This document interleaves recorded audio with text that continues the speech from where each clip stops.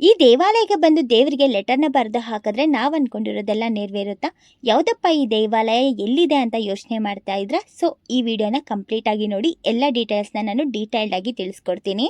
ನಾವು ನೋಡ್ತಿರುವಂತಹ ಈ ದೇವಾಲಯ ಬೆಂಗಳೂರು ಸಿಟಿಯಿಂದ ಬರೀ 25 ಕಿಲೋಮೀಟರ್ ಅಲ್ಲಿರುವಂತಹ ಶ್ರೀ ಆಶಾಪುರಿ ಮಾತಾಜಿ ದೇವಾಲಯ.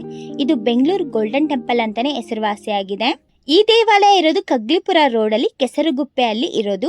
ಇದು ಬನ್ನೇರ್ಘಟ್ಟದಿಂದ ಬರೀ 3 ಕಿಲೋಮೀಟರ್ ದೂರದಲ್ಲಿ ಈ ದೇವಾಲಯ ಸಿಗುತ್ತೆ. ಈ ದೇವಾಲಯ ಇತ್ತೀಚೆಗೆ ತುಂಬಾನೇ ಫೇಮಸ್ ಆಗ್ತಿದೆ.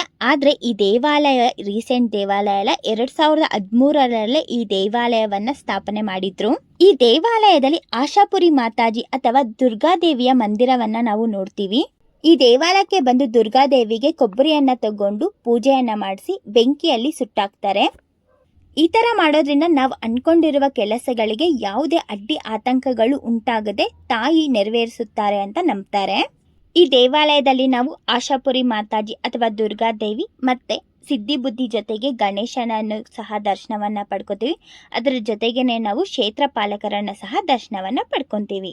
ಈ ದೇವಾಲಯ ತುಂಬಾನೇ ಅದ್ಭುತವಾಗಿ ಕಟ್ಟಿದ್ದಾರೆ ಅಂತ ಹೇಳ್ಬೋದು. ವೀಕೆಂಡ್ಸ್ಗಂತೂ ಈ ದೇವಾಲಯ ತುಂಬಾನೇ ಚೆನ್ನಾಗಿರುತ್ತೆ. ಈ ದೇವಾಲಯದಲ್ಲಿರುವಂತಹ ಅನ್ನದಾಸೋಹ ಭವನದಲ್ಲಿ ಬೆಳಗ್ಗೆ ತಿಂಡಿ, ಮಧ್ಯಾಹ್ನ ಊಟ ಮತ್ತೆ ಸಂಜೆ 5 ಗಂಟೆಗೆ ಊಟವನ್ನು ಸಹ ಕೊಡ್ತಾರೆ. ಈ ದೇವಾಲಯದ ಒಳಗಡೆನೆ ಮಕ್ಕಳು ಆಡೋದಿಕ್ಕೆ ಪ್ಲೇ ಗ್ರೌಂಡ್ ಸಹ ಇರುತ್ತೆ. ಈ ದೇವಾಲಯ ತುಂಬಾನೇ ಅದ್ಭುತವಾಗಿ ಕಟ್ಟಿದ್ದಾರೆ. ಫುಲ್ ಗೋಲ್ಡನ್ ಟೆಂಪಲ್ ಫೀಲ್ ಬರುತ್ತೆ ನಮ್ಗೆ ಒಳಗಡೆ ಹೋದ್ವಿ ಅಂತಂದ್ರೆ. ತುಂಬಾನೇ ಚೆನ್ನಾಗಿ ನಿರ್ಮಾಣವನ್ನ ಮಾಡಿದ್ದಾರೆ. ವೀಕೆಂಡ್ಸ್ ಅಲ್ಲಿ ಫ್ರೆಂಡ್ಸ್ ಅಂಡ್ ಫ್ಯಾಮಿಲೀಸ್ ಜೊತೆ ಟೈಮ್ ನ ಸ್ಪೆಂಡ್ ಮಾಡಬೇಕು ಅಂತ ಅಂದ್ರೆ ನೀವು ಒಂದು ಸಲ ಈ ದೇವಾಲಯವನ್ನ ವಿಸಿಟ್ ಮಾಡಿ. ತುಂಬಾನೇ ಡಿಫ್ರೆಂಟ್ ಆದಂತಹ ಫೀಲ್ ನಮ್ಗೆ ಕೊಡುತ್ತೆ. ಮತ್ತೆ ಪಾಸಿಟಿವ್ ವೈಬ್ ಆಗಿರುತ್ತೆ. ತುಂಬಾನೇ ಚೆನ್ನಾಗಿರುತ್ತೆ. ಫ್ರೆಂಡ್ಸ್ ಅಂಡ್ ಫ್ಯಾಮಿಲೀಸ್ ಜೊತೆ ಹೋಗೋದಾದ್ರೆ ಮಿಸ್ ಮಾಡ್ದಂಗೆ ಈ ದೇವಾಲಯಕ್ಕೆ ಹೋಗಿ. ಬನ್ನೇರ್ಘಟ್ಟದಿಂದ ಬರೀ 3 ಕಿಲೋಮೀಟರ್ ಅಲ್ಲಿ ನಿಮ್ಗೆ ಈ ದೇವಾಲಯ ಸಿಗುತ್ತೆ.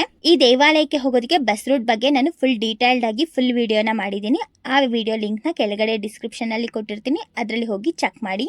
ಇದೇ ತರ ವಿಡಿಯೋಸ್ಗೋಸ್ಕರ ನಮ್ಮ ಚಾನಲ್ಗೆ ಸಬ್ಸ್ಕ್ರೈಬ್ ಮಾಡಿಕೊಂಡು ನಮಗೆ ಸಪೋರ್ಟ್ ಅನ್ನ ಮಾಡೋದು ಮಿಸ್ ಮಾಡಬೇಡಿ.